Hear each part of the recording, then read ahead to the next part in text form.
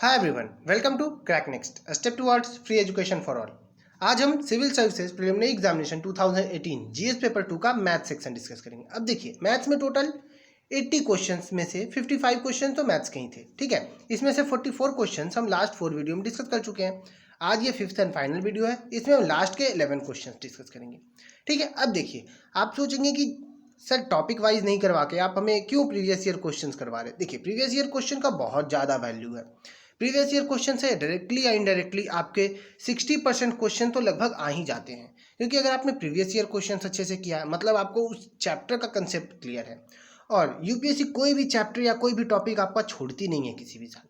तो अगर उसने उस टॉपिक से दे दिया है पर्टिकुलरली मैथ्स में, तो आप वो पूरा टॉपिक यानी एक तरह से आपका कवर हो जाता है। तो इसलिए प्रीवियस ईयर क्वेश्चन करना तो बहुत ही जरूरी है। तो प्रीवियस ईयर क्वेश्चन आराम से करिए और कम से कम आप प्रीवियस 5 ईयर्स के क्वेश्चन करके ही जाइए किसी भी एग्जाम में जा रहे हैं। तो 5 अगर ज़्यादा हो रहा है तो चलिए 3 ईयर्स का कर लीजिए, बट आप एटलीस्ट 3 ईयर्स का तो आप क्वेश्चन करके ही जाइए, वो एकदम जरूरी होता है किसी भी एग्जाम में जाए इससे पहले, ठीक है। तो चलिए शुरुआत करते हैं अपना फर्स्ट क्वेश्चन। ये देखिए, ये सेट ए के हिसाब से नंबरिंग है, जैसा कि आपने 4 वीडियो देख लिया तो आप जानते हैं मेरा तरीका क्या है। तो ये उसी के हिसाब से, ठीक है। अब मैं इसमें दिखता हूँ, पहला क्वेश्चन क्या है, a manufacturing cost and projected sales for production of आर सोन, ठीक है। अब देखिए, मैन्युफैक्चरिंग कॉस्ट ये जो है दिया हुआ है, और जो सेलिंग प्राइस है और कितने पीसेस सोल्ड हैं ये दिया हुआ है। अब बोल रहा है ए एंड बी दोनों ग्राफ में, अब बोल रहा है कि मिनिमम कितना नंबर ऑफ पीसेस मैन्युफैक्चर होना चाहिए ताकि लॉस ना हो, ठीक है। अब देखिए, मान के हम इसमें क्या चल रहे हैं कि जितना ज़्यादा पीसेस हम मैन्युफैक्चर कर रहे हैं वो पूरे के पूरे सेल हो जा रहे हैं, ठीक है। तो बोल रहा है कि कितना पीसेस हम मिनिमम बनाएं, कि अगर हम उससे कम पीसेस बनाएंगे तो हमें लॉस होगा कंपनी को, लेकिन एग्जैक्टली उतना नंबर ऑफ पीसेस बनाने पे let it be x, company को कोई लॉस नहीं है, ठीक है। अब देखिए यहाँ डेटा क्या है, यहाँ डेटा 3 दिया हुआ है। आप सबसे पहले ऑप्शन देखिए, यहाँ डेटा जो है वो एब्सोल्यूट नंबर्स में है, ठीक है। और यहाँ ऑप्शंस भी जो है वो 2 एब्सोल्यूट नंबर में है, 2 इंटरमीडिएट में है, ठीक है। तो देखिए, इंटरमीडिएट लाने के लिए हमें इसे प्रोजेक्ट करना पड़ेगा, मतलब मैं बता रहा हूँ आपको अप्रोच से करना है। अगर इंटरमीडिएट का आप लेंगे तो आपको यहाँ कॉस्ट ऑफ प्रोडक्शन जो है ये आपको लगभग प्रोजेक्ट करना पड़ेगा, ठीक है। तो ये थोड़ा डिफिकल्ट हो जाएगा। तो इसके लिए क्या करिए, आप सबसे पहले एब्सोल्यूट नंबर्स पे चेक कर लीजिए, अगर एब्सोल्यूट पे नहीं आता है तो हम प्रोजेक्ट करेंगे। अब देखिए 2000 यूनिट्स बने, ठीक है। तो 2000 यूनिट्स बनाने का प्राइस क्या है, 1000 का प्राइस है 6 लाख, 2000 का प्राइस है 7 लाख, 3000 का प्राइस है 8 लाख, ठीक है। अब इधर हम देखते हैं 1000 अगर हम 400 के रेट से बनाएंगे तो कितना आता है 4 लाख। तो हमें लग गया है यहाँ कितने 6 लाख। मैं क्लियर कर रहा हूँ, ये देखिए 1000 यूनिट्स बनाने में लग गया 6 लाख और हमें मिला क्या 1000 यूनिट बेचने पे 4 लाख। तो यहाँ लॉस है भाई, है ना लॉस, 400 इंटू 1000 4 लाख, तो यहाँ लॉस है। तो हम 1000 तो नहीं बनाएंगे। इधर कितना है 2000 का, 2000 पे चेक करते हैं। 2000 में हमें 350 के रेट से 2000 बनाने में लग गए 7 लाख, और इसे हम सेल भी करते हैं तो कितने मिलते हैं हमें 7 लाख। मतलब यहाँ पे ना हमें लॉस है ना प्रॉफिट है। तो मिनिमम नंबर क्या होना चाहिए, हाँ सर यही, ये 2000 ही हमारा मिनिमम नंबर है, ठीक है। तो 2000 ही ऑप्शन है, और ये लग लिया आपका आ गया। अगर नहीं आता हम 3000 पे चेक करते, 3000 में जैसे देखिए 8 लाख हमें मिल रहे हैं, और 3000 यूनिट्स के सेल करने पे हमें मिल रहे हैं 9 लाख, मतलब यहाँ प्रॉफिट है, ठीक है। 8 लाख बनाने में लग रहे हैं, 9 लाख प्रॉफिट है। बट हमसे पूछा क्या है, मिनिमम कितना नंबर बनाना चाहिए ताकि लॉस ना हो। तो मिनिमम हो गया हमारा 2000, option A is correct, okay. Next question है, एक लिफ्ट है, उसकी कैपेसिटी 18 एडल्ट की है या 30 चिल्ड्रन की है, ठीक है। अब देखिए इसका मतलब क्या हुआ कि 18 एडल्ट जो है वो इक्विवेलेंट है 30 चिल्ड्रन के, ठीक है। अब बोल रहा है कि 12 एडल्ट इसमें है। अब देखिए इस क्वेश्चन को बनाने का सबसे अच्छा तरीका क्या है, आप इक्विवेलेंट निकाल लीजिए। इक्विवेलेंट क्या आप निकाल सकते हैं कि देखिए एक एडल्ट जो है वो 5/3 चिल्ड्रन के बराबर है, ठीक है। अब देखिए इस लिफ्ट में 12 एडल्ट पहले से हैं, कितने एडल्ट और डाल सकते हैं 6 एडल्ट, ठीक है। तो या तो ये लिफ्ट 6 एडल्ट को एकोमोडेट कर सकता है। अब पूछा कितने चिल्ड्रन इसमें जाएंगे, तो चिल्ड्रन कैसे जाएंगे, एक एडल्ट किसके बराबर है 5/3 चिल्ड्रन के, तो 6 एडल्ट किसके बराबर हो जाएगा, बिल्कुल सही 5/3 इंटू 6 चिल्ड्रन के बराबर 2, मतलब 10 हो गया। 5 इंटू 2 कितना होता है 10, मतलब 10 चिल्ड्रन को एकोमोडेट कर सकता है। Option B is correct, okay. Next question में आते हैं। नेक्स्ट क्वेश्चन बहुत अच्छा क्वेश्चन है, और ये कंपाउंड इंटरेस्ट का क्वेश्चन है विद डाउन पेमेंट, ठीक है। तो अभी इसमें देखिए क्या कर रहा है, कह रहा है कि एक पर्सन है जिसने एक रेफ्रिजरेटर लिया था, ठीक है। और उसने रेफ्रिजरेटर कितना लिया 12.5% इंटरेस्ट पे।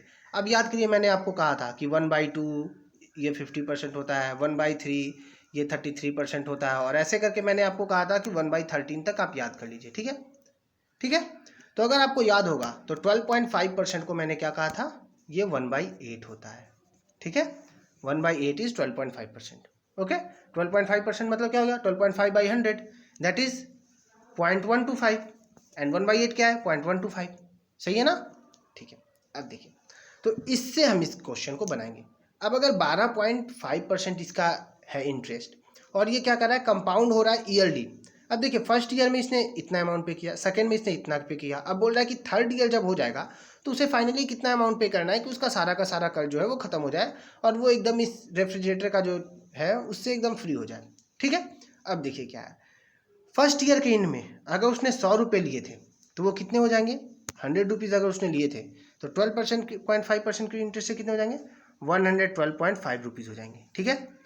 अब इसमें ध्यान देने वाली बात यह है कि 112.5 ये जो है इसको हम क्या लिख सकते हैं, इसको हम 9/8 परसेंटेज के फॉर्म में हम 9/8% लिख सकते हैं, ठीक है, क्योंकि 9/8 होता है 1.125, ठीक है। तो ये हम याद रखेंगे। अब इससे हमारा क्वेश्चन बन जाएगा, देखिए कैसे बनेगा। सबसे पहले इसने कितना लिया, 2 to 800, अब ये कितना हो गया, 112.5% हो जाएगा, तो इनटू हम इसको कर देते हैं 9/8। अब ये कितना आता है, कैलकुलेट करिए झट से, 8 से डिवाइड कीजिए फिर 9 से मल्टीप्लाई कीजिए, कितना आता है, ये आता है 25,650। अब इतना इसे फर्स्ट ईयर के एंड पे देना था, ठीक है। अब इसमें से इसने 8,650 दे दिया, तो इसमें से 8,650 हमें माइनस करना है। अब कितना आ रहा है हमारे पास, हमारे पास आ रहा है 17,000। तो अब इसके पास जो 22,800 का था अमाउंट उसने लिया था, अब इसे 17,000 उसमें से देने हैं, क्योंकि वो अमाउंट एक ईयर में ग्रो करके कितना हो गया, 25,650, 12.5% के इंटरेस्ट से, ठीक है। अब इसमें से इसने 8,650 जब पे कर दिया तो अब इसे कितना पे करना रहा, 17,000। तो अब ये जो सेकेंड ईयर का इंटरेस्ट है ना, ये 17,000 के हिसाब से चलेगा, समझ रहे ना, बिल्कुल।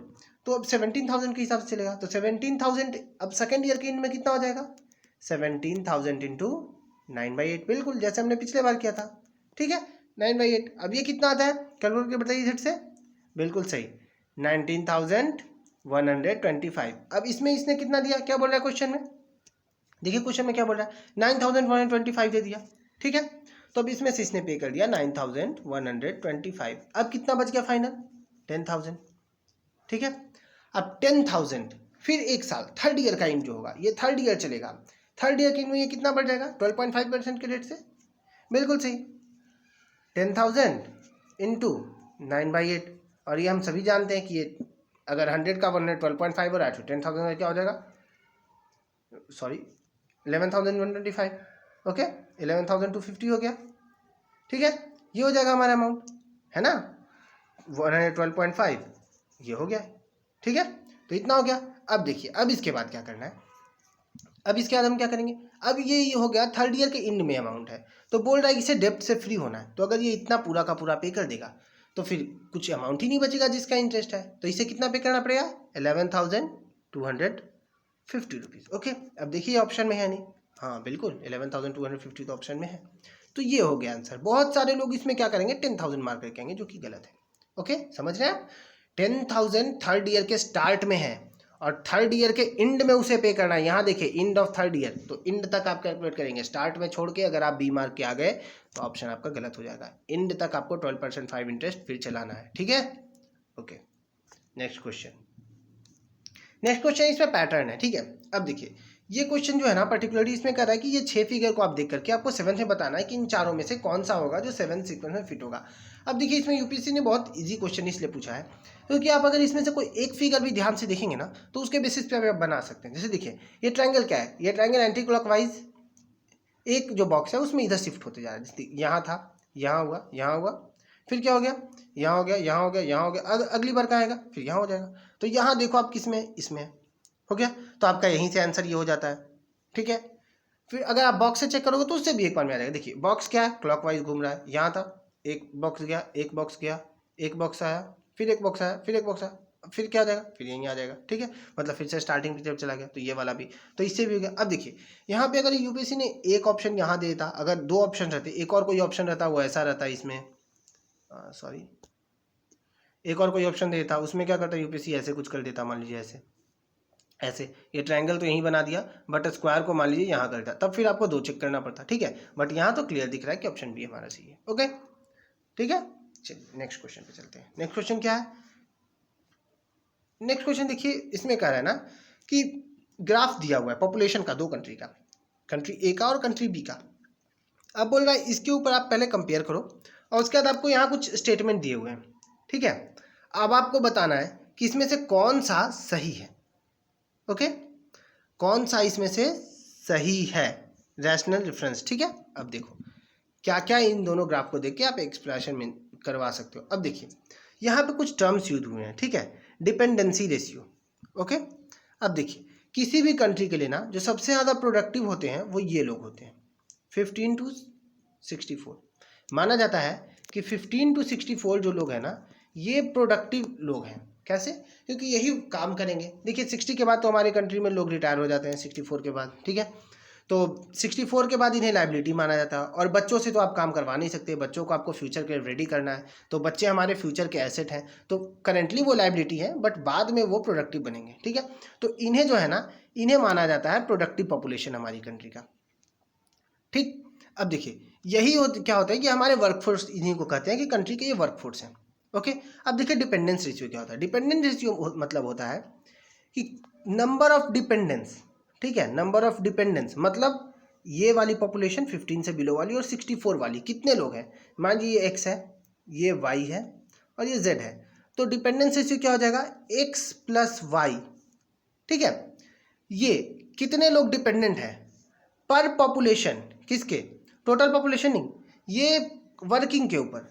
तो ये हो गया, तो ये हो जाता है इधर, ठीक है। वर्किंग के ऊपर कितने लोग डिपेंड कर रहे हैं, ठीक है। अब देखिए यहाँ क्या कर रहा है, over the last 2.5 decade the dependence ratio for country B has decreased. अब कंट्री बी की बात करते हैं, तो जो डिपेंडेंट लोग हैं उनकी रेशियो जो है वो डिक्रीज की। अब देखिए डिपेंडेंट लोगों की पॉपुलेशन यहाँ देखिए, कंट्री बी की बात मैं कर रहा हूँ। कंट्री बी में चाइल्ड तो बढ़े हैं, सॉरी एडल्ट जो है वो बढ़े हैं, चाइल्ड थोड़ा सा घटे हैं, ठीक है। बट स्टिल चाइल्ड की पॉपुलेशन है। ओवरऑल अगर आप इफेक्टिव देखिए तो ये डिपेंडेंट लोगों की पॉपुलेशन बढ़ी है, ठीक है। 2000 इसके कब से पूछ रहा है, ये देखिए पूछ रहा है ओवर द लास्ट 2 decade, मतलब 20 से लेकर के आपको कहाँ तक जाना होगा, आपको 95 तक जाना होगा, इसके बीच में। तो इसके बीच में देखिए चिल्ड्रन भी बढ़े हैं, एडल्ट भी बढ़े हैं, ठीक है, दोनों बढ़े हैं। तो ओवरऑल तो ये बढ़े हैं, ओके। बट आप ध्यान दीजिए जो वर्किंग पॉपुलेशन है वो बहुत ज़्यादा बढ़ गया। तो वर्किंग पॉपुलेशन की ग्रोथ की तुलना में इनका ग्रोथ जो है वो स्लो है। तो डिपेंडेंस रेशियो क्या हो गया, डिक्रीज हुआ है, ओके। तो ये ऑप्शन अपना सही हो गया। अब दूसरा क्या बोल रहा है, ऑप्शन ए अपना क्या हो गया, करेक्ट हो गया, ओके। दूसरा बोल रहा है by the end of the next 2.5 decade, मतलब 20 से लेकर के 45 तक, ठीक है। 2.5 decade बोल रहा है, ठीक है। तो 20 अभी चल रहा है, यहाँ से लेकर के 45 तक ऐसे मान लेते हैं हम, ठीक है। 20 से लेकर के 45 तक हम ऐसे मान लेते हैं, ठीक है। अब देखिए क्या बोल रहा है, इसमें बोल रहा है कि the dependency ratio of country A will be much less than that of B. अब कंट्री ए की जो डिपेंडेंस रेशियो है वो बहुत कम होगी, डिपेंडेंसी रेशियो। अब देखिए कंट्री ए का जो वर्किंग फोर्स है वो डिक्रीज हो गया, फर्स्ट पॉइंट। दूसरा, यहाँ जो चिल्ड्रन की रेशियो है वो डिक्रीज हो रही है, ठीक है, मतलब बर्थ रेट कम है, लेकिन एडल्ट्स की पॉपुलेशन बढ़ रही है। तो अगर आप इसे नलिफाई करें तो ये लगभग कैसा आता है, ये आता है कि चलिए एक कांस्टेंट ग्राफ जैसा हम इसे ट्रीट कर सकते हैं कि इनकी पॉपुलेशन जो डिपेंडेंट लोगों को है उनकी पॉपुलेशन नहीं बढ़ी है, ठीक है। तो ये न्यूट्रल रह गया। बट देखिए जो नीचे है वर्किंग फोर्स है वो तो डिक्रीज हो गया ना, ठीक है। तो वर्किंग फोर्स डिक्रीज हो गया, बट न्यूमरेटर पे जो था वो एडल्ट पॉपुलेशन वो सेम है, बट ये जो नीचे का है वर्किंग फोर्स वो डिक्रीज हो गया। तो रेशियो क्या होगा, रेशियो बढ़ जाएगा। और यहाँ कह रहा है कि ये जो डिपेंडेंस रेशियो है कंट्री ए का वो मच लेस देन बी है, ठीक है। तो ये तो ए का तो घट गया, ये आप जान रहे हैं। और बी में क्या है, बी में वर्किंग फोर्स और बढ़ गया है, तो बी की तो रेशियो और बढ़ गई, तो बोल रहा है much less than that of B. तो ये पॉइंट गलत है, ठीक है। अब सी पे आते हैं। In the next 2 decades the work force relative to the total population will increase in country B as compare to A. अब क्या कर रहा है कि कंट्री बी में जो है जो वर्किंग पॉपुलेशन है टोटल पॉपुलेशन के रेशियो में, टोटल पॉपुलेशन बढ़ रही है, उसके रेशियो में जो वर्किंग पॉपुलेशन है वो बढ़ जाएगी, कंट्री बी में ज़्यादा होगी रिस्पेक्ट टू कंट्री ए। अब देखिए कंट्री ए की प्रॉब्लम क्या है कि कंट्री ए में क्या है कि चिल्ड्रन घट रहे हैं, एडल्ट बढ़ रहे हैं, इफेक्ट लगभग न्यूट्रल है, बट वर्किंग फोर्स जो है वो काफ़ी तेज़ी से डिक्लाइन हुआ है। ये देखिए वर्किंग फोर्स यहाँ से यहाँ तक पूरा डिक्लाइन हुआ है, और हमें 20 के बाद से 50 तक में चलना है, नेक्स्ट 2 decade 20 के बाद से 40 तक में चलना है, ठीक है। तो उस बीच में डिक्रीज हुआ है, वर्किंग पॉपुलेशन डिक्रीज हुआ है, ओके। तो टोटल पॉपुलेशन के रेशियो में वर्किंग पॉपुलेशन डिक्रीज कर गई, तो ये रेशियो डिक्रीज हो गया।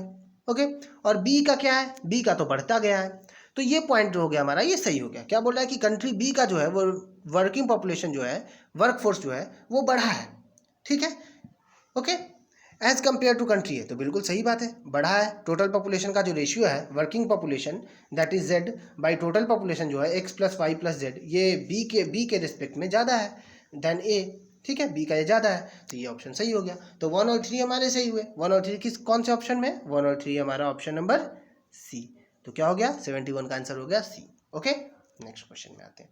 नेक्स्ट क्वेश्चन देखिए, नेक्स्ट क्या है, लक्ष्मी है, उसके भाई, बेटी और बेटा, ये चारों बैडमिंटन प्लेयर हैं। ठीक है, और ये डबल्स का गेम चलने वाला है। डबल मतलब आप जानते हो ना, एक साइड में 2 प्लेयर्स। ठीक है, तो ये चलिए हमने एक कोर्ट बना दिया रफली। ओके, अब देखिए क्या है, इन्फॉर्मेशन कुछ आपको दिया हुआ है, उसके बेसिस पे आपको बताना है कि who is the best player, best player कौन है। ठीक है, अब देखिए, Lakshmi brother is directly across the net from her daughter. ठीक है, तो चलिए लक्ष्मी के ब्रदर को हम क्या मान लेते हैं कि ये रहा लक्ष्मी का ब्रदर। तो ये क्या हो गई, ये लक्ष्मी की daughter, L D Lakshmi daughter, L B Lakshmi brother. अब क्या बोल रहा है फर्स्ट में कि डायरेक्टली अक्रॉस द नेट है। ठीक है, तो ये मैंने बना दिया, लक्ष्मी ब्रदर और लक्ष्मी की डॉटर को कर दिया। Her son is diagonally across the net from, देखिए उसका बेटा जो है वो डायगोनली अक्रॉस है किसके, from the worst player sibling. अब देखिए, from the worst player sibling, अब वर्स्ट प्लेयर जो सिबलिंग में जो वर्स्ट प्लेयर है उनसे डायगोनली अपोजिट है उनका बेटा। ठीक है, तो ये क्या हो गया कि सन जहां भी होगा, लक्ष्मी का सन जहां भी होगा उसके अपोजिट क्या होगा, वर्स्ट प्लेयर होगा। ओके, यहां तो कोई दिक्कत नहीं है। ठीक है, इसको हम स्टोर करके रख लेते हैं। अब नेक्स्ट क्या कर रहा है, the best player and the worst player on the same side. अब देखिए यहाँ वर्स्ट है तो इसके बगल का जो होगा वो क्या होगा, वो हो जाएगा बेस्ट प्लेयर। ठीक है, यहाँ तक हो गया, मतलब बेस्ट और वर्स्ट एक साइड में है और लक्ष्मी का सन है। अब देखिए यहाँ एक और हिंट है, वर्स्ट प्लेयर सिबलिंग। अब देखिए सिबलिंग्स जो है ना वो एक साथ खेल रहे हैं, ये इसने हिंट में दे दिया पॉइंट 2 ने। अब देखिए सिबलिंग एक साथ खेलने का मतलब क्या हुआ, लक्ष्मी का जो सन है वो कहाँ होगा, बिल्कुल यहाँ हो जाएगा। और लक्ष्मी खुद कहाँ होगी, अपने भाई के साथ होगी, तभी तो सिबलिंग बन पाएगा पेयर। तो लक्ष्मी ये हो गई, लक्ष्मी का सन यहाँ होगा, तो लक्ष्मी के सन के अपोजिट मतलब लक्ष्मी क्या हो गई, वर्स्ट प्लेयर। और लक्ष्मी का ब्रदर ये जो साइड का है पॉइंट 2 से जो आया था, है पॉइंट 3 से जो आया था, वर्स्ट और बेस्ट प्लेयर एक साथ है, ये हो गया क्या, कौन सा, बेस्ट हो गया। मतलब लक्ष्मी का ब्रदर कौन सा प्लेयर हो गया, बेस्ट प्लेयर। ठीक है ना भाई, लक्ष्मी का ब्रदर कौन सा हो गया, बेस्ट प्लेयर। तो लक्ष्मी का ब्रदर कौन सा, ऑप्शन ए। तो ऑप्शन ए हमारा क्या हो जाएगा, सही हो जाएगा। ठीक है, फिर से एक बार बता रहा हूँ, ये होगा हमारा कोड, ये होगा लक्ष्मी का ब्रदर, ये हो गया लक्ष्मी की डॉटर। अब देखिएगा बोल रहा है कि जो सिबलिंग्स है वो एक साइड में खेल रहे हैं, तो यहाँ पे लक्ष्मी को ना होगा, यहाँ लक्ष्मी के सन को ना होगा। अब लक्ष्मी का सन क्या है, वो उसके डायगोनली अपोजिट कौन है, वर्स्ट प्लेयर, मतलब लक्ष्मी हो गई वर्स्ट, और वर्स्ट और बेस्ट एक साइड है, मतलब लक्ष्मी का भाई क्या हो गया, बेस्ट हो गया। ठीक है, समझे ना, चलिए ठीक। अब देखिए इसमें आगे बढ़ते हैं। अब नेक्स्ट क्वेश्चन हमारा कौन सा है, तो इसका आंसर क्या हो गया, सॉरी आंसर क्या हो गया, Lakshmi her brother. Okay, option A 72 का ए। 73 में बात है, 73 क्या बोल रहा है, हाँ यहाँ देखिए, यहाँ इसको जानने से पहले ना मैं कुछ चीज़ें बता देता हूँ, रिपो रेट और रिवर्स रिपो रेट, ऐसे क्वेश्चन एक बार पढ़ दे रहा हूँ फिर बताऊंगा। देखिए क्वेश्चन क्या है, the graph given below indicates the change in the key policy rate by central bank several times a year. अब देखिए सेंट्रल बैंक ने क्या किया, कई बार रेपो रेट और रिवर्स रेपो रेट में चेंजेस किए। ठीक है, अब देखिए इसको जानने से पहले ना सबसे पहले हमें जानना होगा कि रेपो रेट और रिवर्स रेपो रेट क्या है। ओके, फिर फॉरेन इन्वेस्टमेंट को हम कैसे इंकरेज करते हैं, लिक्विडिटी क्या होता है, ठीक है, और ये क्या है, इन्फ्लेशन क्या है। ठीक है, अब देखिए इन्फ्लेशन सबसे पहले मैं शुरू करता हूँ, रेपो रेट और रिवर्स रेपो रेट क्या होता है। रेपो रेट मतलब होता है कि जिस रेट से गवर्नमेंट आपको लोन देती है, ठीक है, या बैंक आपको लोन देती है। ठीक है, अब देखिए सेंट्रल बैंक जिस रेट से आपको लोन देगी, जैसे लोन इंटरेस्ट रेट होता है ना, वैसे रेपो रेट होता है। ठीक है, लोन लेने के लिए, तो उस रेट को कहते हैं रेपो रेट, तो वो हमेशा हाईयर होता है then reverse repo rate. Okay, और रिवर्स रेपो रेट मतलब हुआ कि अगर आपने बैंक में पैसे सबमिट किए हैं या बैंक ने आरबीआई से लिया है, तो आरबीआई बैंक को क्या इंटरेस्ट देगी। ओके, मतलब आप पैसे ले रहे हो तो 7.25% के रेट से, और आप पैसे जमा कर रहे हो तो आपको बैंक क्या दे रही है, 6.25% के रेट से। ओके, और उसके बीच का जो कमीशन है वो बैंक का प्रॉफिट है। ठीक है, तो अब देखिए ये आपको रिवर्स रेपो रेट का ग्राफ दिया हुआ है, ये रेपो रेट का ग्राफ दिया हुआ है। अब इसी के बेसिस पे सब पूछ रहा है। उसके बाद अब आप देखिए repo rate reverse repo rate. Okay, अब देखिए यहाँ क्या है, फॉरेन इन्वेस्टमेंट। अब देखिए फॉरेन इन्वेस्टमेंट आने का क्या तरीका है, फॉरेन इन्वेस्टमेंट कैसे आएगी, जब आपके पास फॉरेन इन्वेस्टमेंट को लाने के लिए मतलब बाहर से लोग आएँ और आपकी कंट्री में पैसा इन्वेस्ट करें कि भैया आपकी कंट्री में इन्वेस्टमेंट हम कर रहे हैं, फैक्ट्री लगाने के लिए, फैक्ट्री आप लगाओ, हम आपको पैसा दे रहे हैं और उसके बाद जो प्रॉफिट आएगा वो फिर हम लेके जाएंगे, पैसा हमारा, ठीक है। तो आपके लोग, आपकी जगह, आपका प्रोडक्ट बन रहा है, तो पैसा हमने दिया है, इसलिए एक पर्टिकुलर शेयर जो है प्रॉफिट का वो हम लेके चले जाएंगे, ठीक है। तो एक पर्टिकुलर शेयर ऑफ प्रॉफिट जो भी इन्वेस्ट करता है, जो भी फॉरेनर इन्वेस्ट कर रहे हो उनको जाएगा, ठीक है।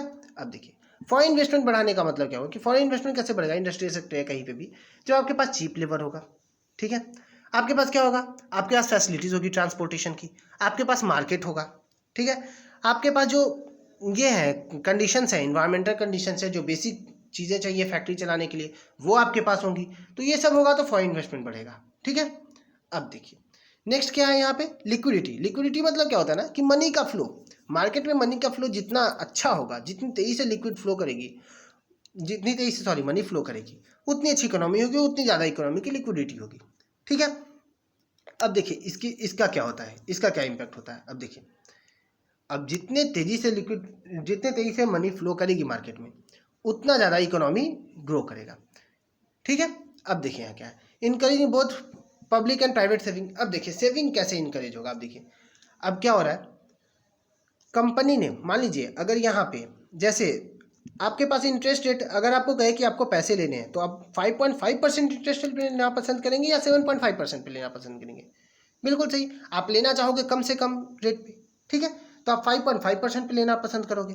तो अभी क्या किया कि इन्होंने क्या किया कि अपना जो रेपो रेट है वो इन्होंने बढ़ा दिया। तो जब रेट इंटरेस्ट बढ़ गया है, रेट ऑफ इंटरेस्ट, तो आप सोचोगे कि मैं इतने हाई रेट पे दे पाऊंगा क्या, हो सकता है ये डाउन आ जाए तब मैं पैसे लूँगा, अभी उतने कोई ज़रूरी नहीं है, ठीक है, या मैं नहीं दे पाऊंगा तो आप नहीं लेंगे हाई रेट पे। तो ये क्या है, तो ये एक रेपो रेट को बढ़ाना मतलब क्या हो गया कि आपके पास जो है वो लेंडिंग पावर जो है, बैंक की लेंडिंग पावर कम गई है, और बैंक आपको क्या है पैसे जल्दी नहीं देना चाहता और लोग भी जल्दी लेना नहीं चाहेंगे, ठीक है। और देखिए reverse repo rate, reverse repo rate मतलब क्या हो गया कि आप पैसे जमा करो तो आपको इंटरेस्ट मिले, तो आपके पास मान लीजिए 1 लाख रुपए है, तो आप क्या करेंगे, आप 4% के रेट पे आप जमा करना चाहेंगे बैंक में, या 6% जब देगी तब आप जमा करना चाहेंगे। बिल्कुल सही बात, आप चाहोगे मैक्स टू मैक्स आपको मिले पैसा, तब करोगे। तो इसका मतलब क्या होगा, जब भी कंपनी ने रिवर्स रेपो रेट बढ़ाया, इसका मतलब हो गया कि या बैंक ने बढ़ाया, इसका मतलब है कि बैंक चाहती है कि पब्लिक अपना पैसा बैंक में दे, ओके। और जब बैंक ने अपना रेपो रेट बढ़ाया, इसका मतलब बैंक चाहती है कि पब्लिक मेरे से पैसे ना लेके जाए, मतलब बैंक अपने पास पैसा स्टोर करके रखना चाहती है, ठीक है। वही इसका उल्टा हो गया, अगर रिवर्स रेपो रेट घट रहा है इसका मतलब चाहती है बैंक कि आप अपना पैसा मार्केट में फ्लो हो, ठीक है। और अगर रेपो रेट घट रहा है मतलब बैंक चाहती है कि पैसा हमसे सब लेके जाए, ओके, ठीक है, क्लियर है। चलिए नेक्स्ट, तो अब हम इतना चीज़ डिस्कस करने के बाद अब हम देखते हैं इन्फ्लेशन क्या है। इन्फ्लेशन मतलब होता है प्रीवियस ईयर और इस ईयर के बीच का डिफरेंस, डिफरेंस इन क्या, प्राइस। तो उनके बीच में जो प्राइस का डिफरेंस हुआ वो कितना परसेंटेज डिफर किया, इसे ही हम इन्फ्लेशन कहते हैं। तो आरबीआई कहती है कि क्या होना चाहिए भाई, 2 ± 4%, सॉरी पार्डन 4 ± 2%, 4 ± 2% हमारा इन्फ्लेशन होना चाहिए, ये स्टैंडर्डाइज कर दिया इन्होंने। मतलब अगर 2% है तो बहुत अच्छी बात है, अगर 6% है तो ठीक है, महंगाई तेजी से बढ़ रही है, ओके, और 2% है तो चलो ठीक है, काफ़ी अच्छा है। तो इससे ज़्यादा ये नहीं रेगुलेट होने देती, 2 to 6% के बीच में ही रखती है, इसे हेल्दी हम मानते हैं, इन्फ्लेशन मानते हैं, ओके। अब देखिए यहाँ पे जो हमारा क्वेश्चन अब उसे देखते हैं। इस क्वेश्चन में क्या है कि रेपो रेट और रिवर्स रेपो रेट दोनों को बैंक ने बढ़ा दिया। अब पूछ रहा है कि फॉरेन डायरेक्ट इन्वेस्टमेंट को इनकरेज करने के लिए कहा गया है। नहीं, अभी हमने इतने देर से डिस्कस किया, फॉरेन डायरेक्ट इन्वेस्टमेंट को आपको इनकरेज करना है तो आपको क्या चाहिए, आपको लेबर चिप करना होगा, आपको इंफ्रास्ट्रक्चर में डेवलपमेंट करना होगा, आपको अपने लॉज करने होंगे, आपकी मार्केट अच्छी होनी चाहिए, ये सारे करने होते हैं। तो ये ऑप्शन तो हो गया हमारा गलत है, ठीक है। लिक्विडिटी, लिक्विडिटी मतलब मनी का इजी फ्लो, ठीक है। तो मनी का इजी फ्लो कब होगा, जब बैंक क्या करेगी, जब बैंक सस्ते में लोन देगी तब। यहाँ पे तो क्या है कि लोन भी बैंक दे रही है, बहुत देर से दे रही है, ठीक है, लोगों को मतलब बहुत हाई रेट पे इंटरेस्ट पे दे रही है। और इन्होंने रिवर्स रेपो रेट बढ़ा दिया तो पब्लिक क्या करी, पब्लिक के पास जितना भी पैसा है वो खर्च ना करने की जगह वो क्या करिए कि बैंक में ही डाल रही है ताकि उन्हें हाई इंटरेस्ट रेट मिले, ओके। तो ये लिक्विडिटी तो नहीं बढ़ा रहा है ये, और मार्केट से पैसा खींच रहा है, और मार्केट में जितना कम पैसा होगा उतनी कम लिक्विडिटी होगी, ओके। तो ये कम गया। Encourage both public and private saving. अब देखिए इसने बढ़ा दिया तो सेविंग को तो इनकरेज नहीं कर रहा है, ये क्या कर रहा है, ये चाह रहा है कि आप अपने अपने पैसे यहाँ पे देते जाओ, ठीक है। तो ये आप अपने अपने पैसे, आप क्या चाह रही है कि आप अपने अपने पैसे देते जाओ, ठीक है। तो ये हो गया। तो सेविंग तो नहीं बढ़ाना चाह रही है। अगर सेविंग बढ़ाना चाहती तो इसे कम कर देती, कि लोग कहते हैं कि हाँ भाई इसमें तो ये है नहीं, तो पैसे अपने ज़्यादा ज़्यादा लेके जाओ, ये करो, ठीक है। अब देखिए यहाँ क्या है, एंटी इन्फ्लेशन, ओके स्टैंड। अब देखिए क्या है, इन्फ्लेशन मतलब क्या हो गया, इन्फ्लेशन कब आती है, जब मार्केट में, मान लीजिए मार्केट में 10 प्रोडक्ट्स हैं, ठीक है, और उसे खरीदना चाहते हैं 20 लोग, तो किन्हें मिलेगा, जो सबसे ज़्यादा पैसे देंगे उन्हें मिलेगा, ठीक है। तो पैसे, अगर सारे लोगों के पास पैसा है, लोग, पब्लिक के पास बहुत ज़्यादा पैसा है, तो पब्लिक लग्जरी गुड्स ये खरीदना चाहेगी, और गुड्स है ही नहीं, तो इसमें क्या होगा, इसमें होगा कि फाइट होगा, मतलब एक तरह समझिए कि वर्चुअल वॉर टाइप का होगा, कि मैं लेना चाहता हूँ, मैं लेना चाहता हूँ, तो कंपनी क्या करेगी, प्राइस बढ़ाएगी। तो इसलिए गवर्नमेंट क्या करती है कि गवर्नमेंट ने रिवर्स रेपो रेट बढ़ा दिया, ताकि पब्लिक क्या करे, अपना सारा पैसा कहाँ दे दे, बैंक में दे दे, ओके। अब बैंक में पब्लिक ने सारा पैसा दे दिया, तो इससे क्या होगा, पब्लिक के पास पैसा नहीं है, ठीक है। अब पब्लिक के पास पैसा नहीं है तो वो गुड्स खरीदने नहीं जाएगी, तो इससे क्या होगा, जो डिमांड है गुड्स की वो क्या होगी, वो कम जाएगी। अब डिमांड्स की गुड कमेगी तो खुद ब खुद क्या होगा, प्राइस डाउन होते जाएगा, ठीक है। तो 10 से जो ये प्राइस 15 हो गया था, ये फिर से 10 पे आ जाएगा। तो ये एंटी इन्फ्लेमेटरी स्टैंस सही है, ओके। तो ये हो गया हमारा ऑप्शन डी करेक्ट, ठीक है। ऑप्शन डी हो गया इसका करेक्ट, हम ऑप्शन डी मानेंगे। तो हम इसने क्या क्या देखा, फॉरेन डायरेक्ट इन्वेस्टमेंट का क्या है, उसका लिक्विडिटी हमने देख लिया, उसके बाद हमने देख लिया repo rate, reverse repo rate, और इन्फ्लेशन भी हमने देख लिया, ठीक है। अब चलते हैं हम नेक्स्ट क्वेश्चन में। नेक्स्ट क्वेश्चन हमारा क्या है, क्वेश्चन नंबर 74। देखिए इसमें क्या है, इसमें एक डेटा दिया हुआ है, किसका, ट्रेड डेंसिटी का, जीडीपी का और पर कैपिटा का।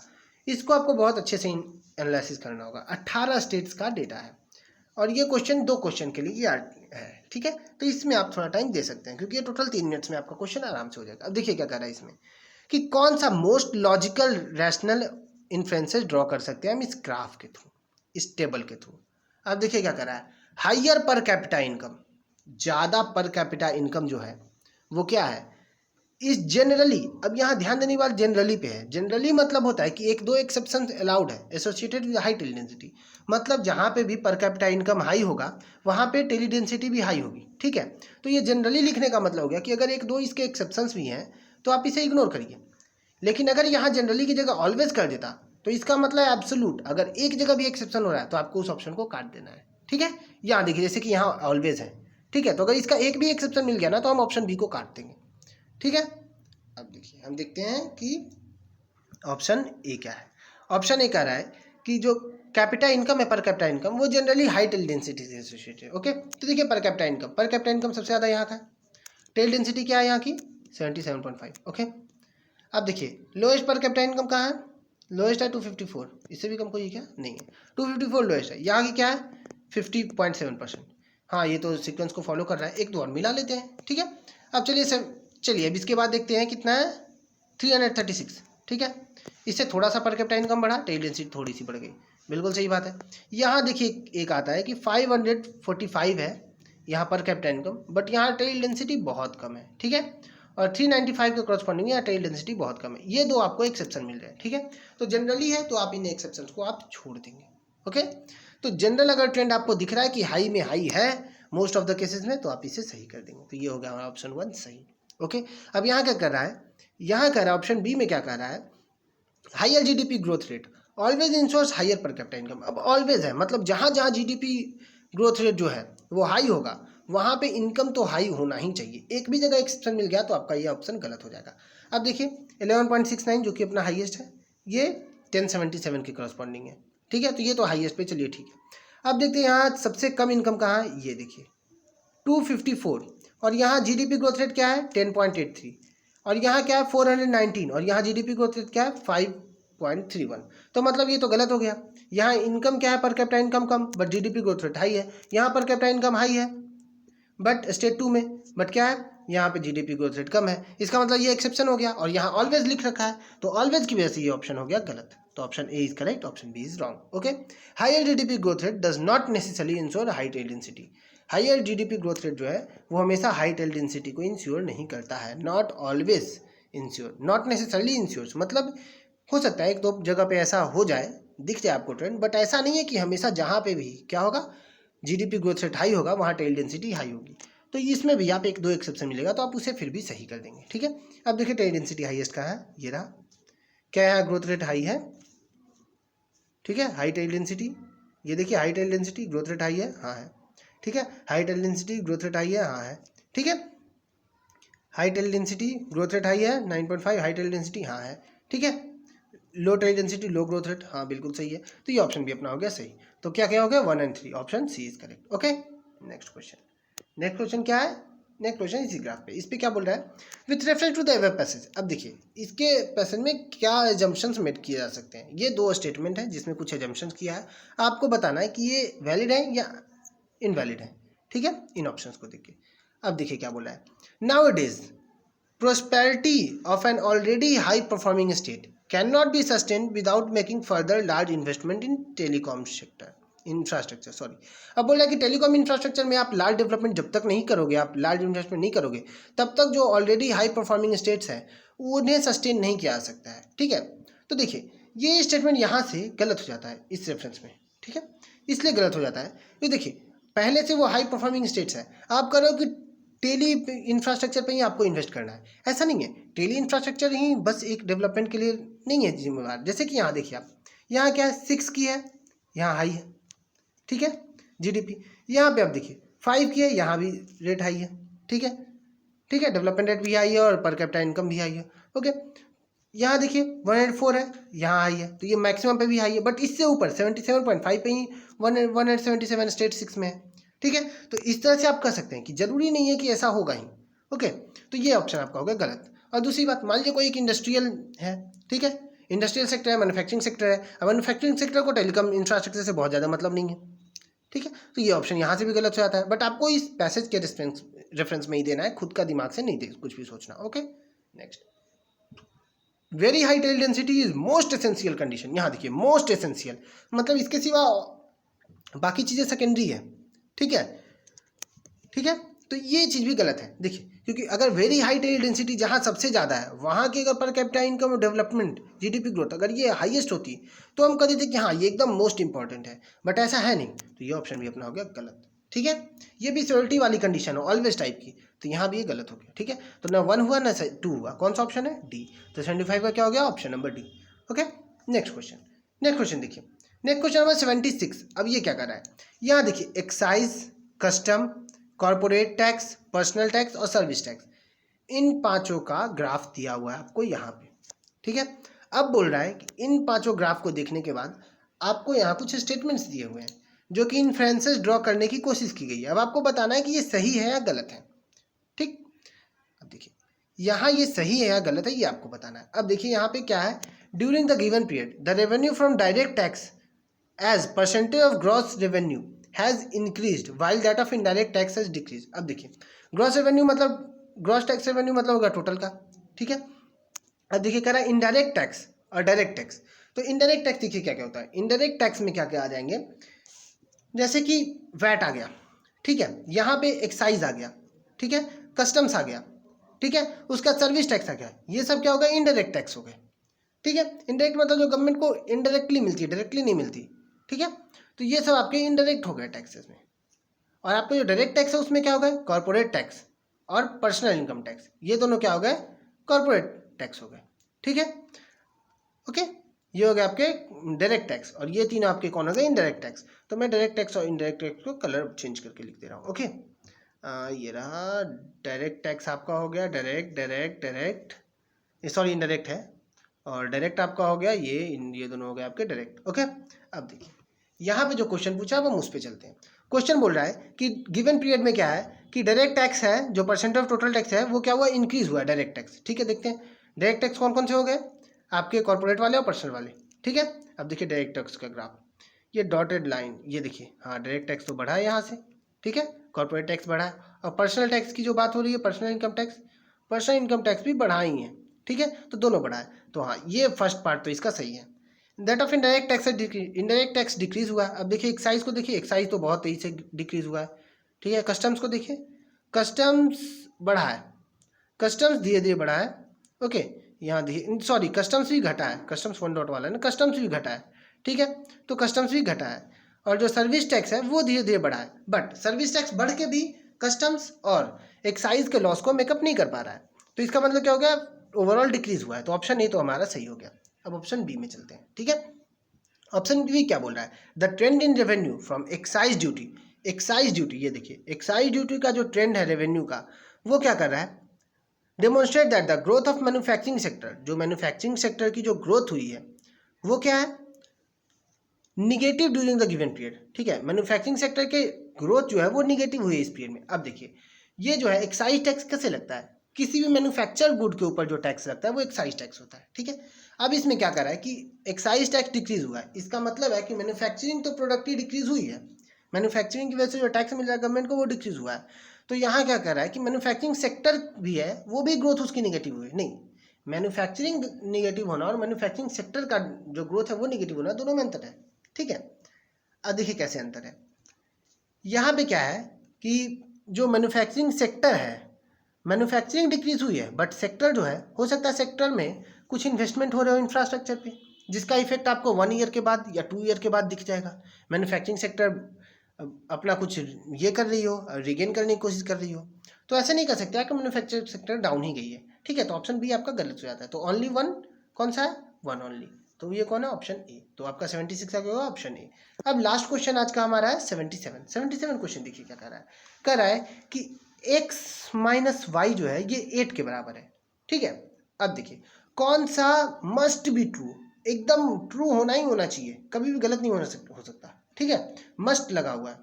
अब देखिए x minus Y is equal to 8। अब देखिए यहाँ क्या बोल रहा है, both x and y must be positive for any value of x and y। अब देखिए x अगर पॉजिटिव हो गया और y भी पॉजिटिव हो गया, ठीक है, तो x अगर बड़ा है और 8 बड़ा है तब तो ये सॉल्व हो जाएगा। ठीक है, जैसे कि आप इसको लिखें तो क्या होता है, x is equal to 8 plus Y. ठीक है, x अगर y से 8 बड़ा है तब तो ये सही है, लेकिन मान लीजिए अगर x छोटा है तो तब तो ये कंडीशन सेटिस्फाई नहीं होगी, तो ये गलत हो गया। फॉर एनी वैल्यू लिख दिया तो ये गलत हो गया, सम स्पेसिफिक वैल्यूज पे ये सही हो रहा है, एनी वैल्यू पे तो गलत होगा नहीं, एनी वैल्यू पे तो ये सही होगा नहीं। ठीक है, तो ये गलत हो गया। If x is positive, x अगर पॉजिटिव है, y must be negative to ensure that the value for any value of X and Y. अब मान लीजिए x की वैल्यू मैंने 10 ले ली, तो y को हमेशा निगेटिव होना चाहिए ताकि ये सही हो। 8 माइनस आप क्या कर लोगे कि ये बराबर आ जाए, हो ही नहीं सकता, तो ये भी गलत हो गया। ठीक है, x is negative, y must be positive for any value of x and y। अब देखिए x मान, देखिए यहाँ हर जगह एनी वैल्यू है, एक स्पेसिफिक वैल्यू या किसी वैल्यू के लेता फॉर सम वैल्यू तो हो सकता है ये कंडीशन लगा के सही हो जाता। जैसे कि आप x को क्या लेते, आप x को मानिए 6 लेते, ठीक है, ऑप्शन बी के लिए, तो y की वैल्यू क्या होती, -2 अगर रहती तो ये फिर सही हो जाता। ठीक है, 8 माइनस 2 इक्वल टू 6, और इधर भी 6 होता। ठीक है, तो एक स्पेसिफिक में सही होता, बट ये एनी वैल्यू कर रहा है तो यहाँ गलत हो गया। ऑप्शन 3 पे चलते हैं, इफ x इज नेगेटिव, अगर x नेगेटिव है तो मान लेते हैं x को क्या, -5, चलिए x -5 है is equal to y must be positive. अब 8 में आप ऐसा कुछ भी पॉजिटिव नंबर ऐड नहीं कर सकते कि वो -5 के इक्वल आ जाए, तो ये ऑप्शन भी गलत हो गया। मतलब ऑप्शन नंबर 1, 2, 3 दोनों गलत है, तो कौन सा हो गया करेक्ट आंसर, करेक्ट आंसर हो गया नीदर 1, 2 और 3। ओके, तो ऑप्शन डी करेक्ट हो गया।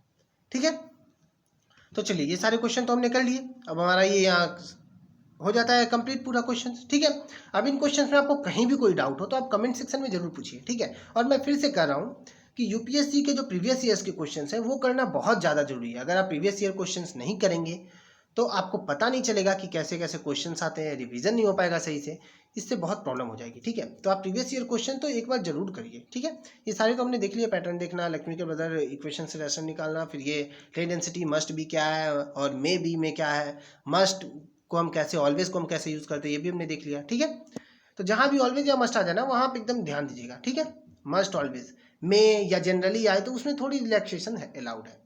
ठीक है, तो चलिए बहुत बहुत धन्यवाद आपका कि आपने इतना अपना कीमती टाइम में दिया। ठीक है, प्लीज़ हमें सपोर्ट करिए, हमारे चैनल को लाइक सब्सक्राइब एंड शेयर करिए, सो दैट हम और भी ज़्यादा लोगों के पास अपनी कंटेंट पहुंचा सकें, हम भी थोड़ा इनकरेज हो, हमें भी अच्छा लगता है अगर लाइक सब्सक्राइब एंड शेयर मिलता है तो।